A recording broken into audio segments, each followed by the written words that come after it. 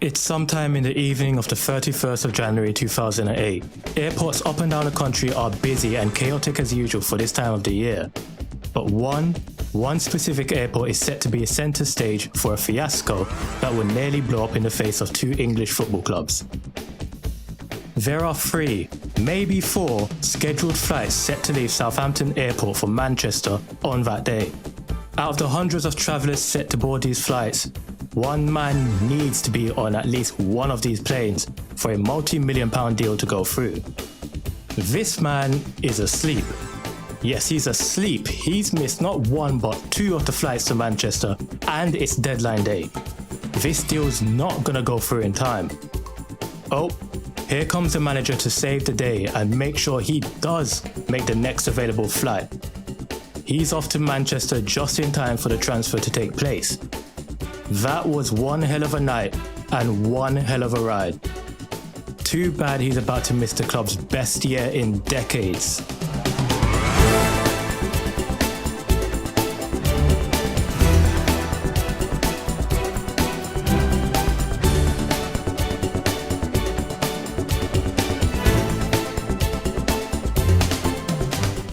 Yep, that was Benjani Moriwari and his crazy transfer from Portsmouth to Man City on the winter deadline day of 2008. And yep, that was Harry Redknapp allegedly driving to Southampton Airport to make sure he's on a plane north. But these are just 2 characters in a story about a football club who experienced 130 years worth of ups and downs in just an action-packed 7-year rollercoaster ride. This is Portsmouth Football Club.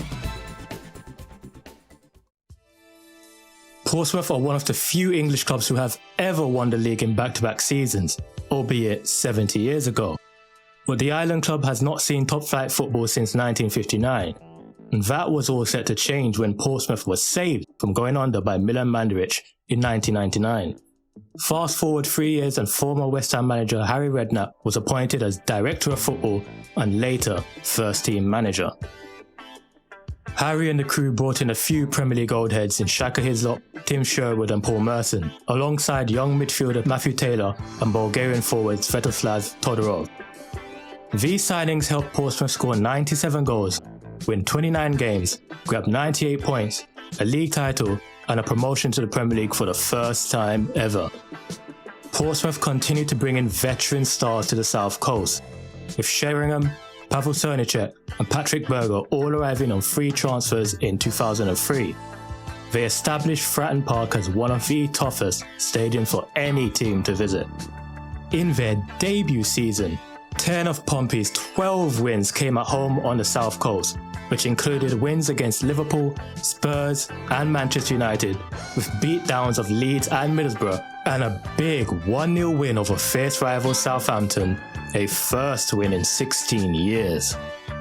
And if it wasn't for a dubious penalty decision, Pompey might have been the only team to have defeated Arsenal that season. Anyways, Portsmouth got off to a decent start for the 04-05 season. 4 wins from 10 included another win against Manchester United, which will be a frequent occurrence, and another win against Spurs. However, in the second game of the season, despite losing to Charlton, Patrick Berger produced what will be the unofficial goal of the season. We'll come back to that later. But a shock to Pompey fans would come soon in November, when, after having multiple disputes with the owner, manager Harry Redknapp resigned, to then join Southampton. Traitor, Judas, rot in hell. These were just some of the less colourful words used to describe Harry's decision to manage the arch-enemy. With Harry gone to try and save Southampton, Frenchman Alain Perrin took charge of the club and successfully steered them away from the relegation zone for much of the season, whilst Southampton were still mired within it. So it looked like Portsmouth fans would have had the last laugh, right?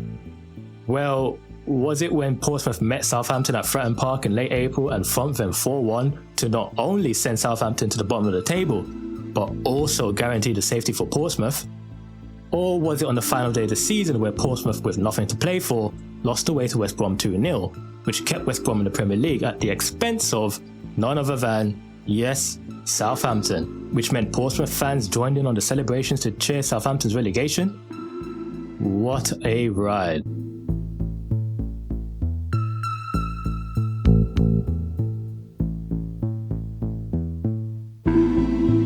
One of the main purposes of a double agent is to infiltrate the enemy's base and either gather information or use the enemy's own resources against them. This is exactly what Harry Redknapp did.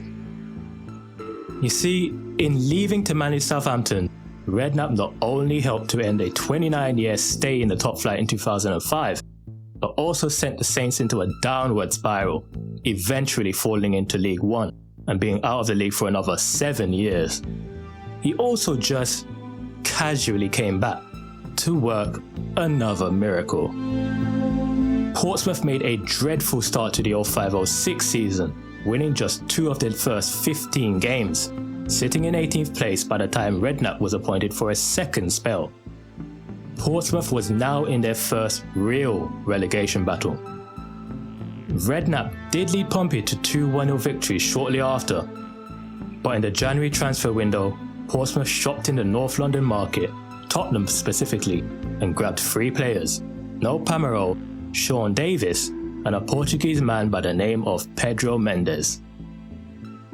Nothing happened immediately, as Portsmouth only picked up 1 point in the next 2.5 months, sitting 8 points from safety. But when Pedro Mendes knocked in 2 screamers against Man City, it kick-started one of the greatest escapes ever seen in the Premier League. In a stretch of just 6 games, Portsmouth accumulated the same amount of points as they did in their first 18 to start the season. Away wins against West Ham and Fulham, draws against high-flying Blackburn and Arsenal, and a win against UEFA Cup finalist Middlesbrough brought them outside the relegation zone for the first time since November. And with wins over Sunderland and Wigan, Pompey survived with a game to spare, sending Birmingham and West Brom to the Championship. The next 2 years in this story would signify the peak of Portsmouth's time in the Premier League. This 2-year period brought the name Portsmouth to the forefront of football fans' minds when looking back at this era of Premier League football. Many fans in the future would dub this era as pure Barclays.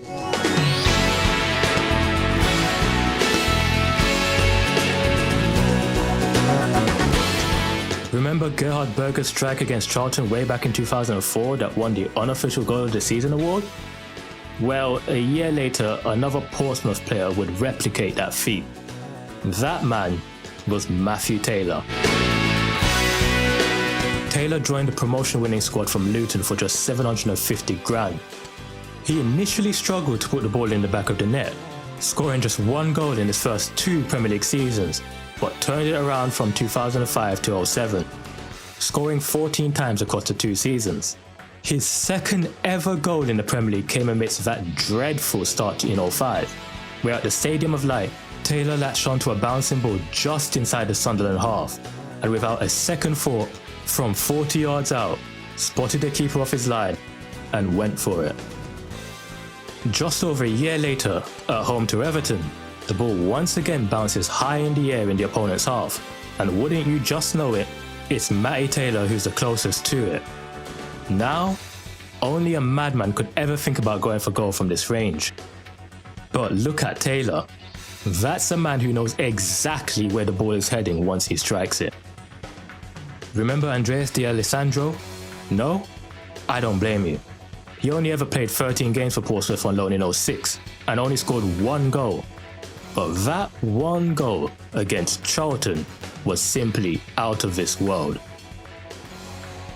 Remember Pedro Mendes' goal against Man City in 06, which kicked off the Great Escape?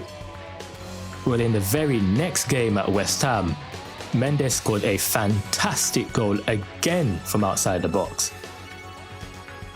Mendes established himself as a cult hero in the 06-07 season, where in just the second game away at City, Mendes was knocked unconscious on the pitch after being frankly assaulted by a Ben Thatcher elbow, leaving Mendes needing oxygen on the pitch and even suffering a seizure on the way to hospital. Surprisingly, Mendes didn't sue Thatcher, but got his revenge 5 months later in the reverse fixture. A corner pushed out by the keeper straight to Mendes, 25 yards out. First touch excellent, second touch. Mendes. Oh! There were other stunners too. A Cranshaw free kick against Birmingham. Peril strike at Newcastle, which came in a game that saw Portsmouth lead 3-0 within the first 10 minutes. Solly Montari's double at Villa. And Johnson's half volley against Hull. Just look at the names that were in these sides. Carnu, Loren, Sol Campbell, Cranshaw, big man, little man in Crouch and Defoe, the backflips of Luar, Benjani, Mendes, Andy Cole, Gary O'Neill, Matty Taylor, David James, the list goes on. I mean, the 06-07 season was amazing. They started off with 5 clean sheets from 5, turned Fratton Park into a fortress with a 6th best home record in the league with only 3 losses. They were in the European places for half of the season, culminating in their best finish in the Premier League with 9th.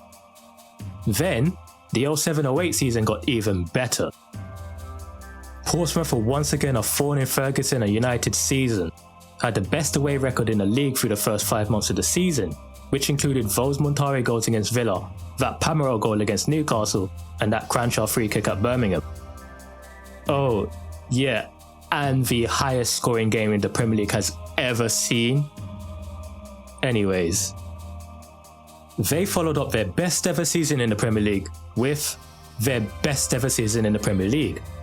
With 3 more points and 1 place better than 07, Pompey finished just shy of the European places occupied by Aston Villa and Everton. But what this table doesn't show you is the fact that Portsmouth sat 4 points behind Everton with 5 games left, only to drop all of their remaining games. Such a shame. Pompey nearly capped off this amazing campaign with a place in Europe, but they fell just short. If only there was another way this team could qualify for Europe aside from the league. Oh, there is? Fantastic.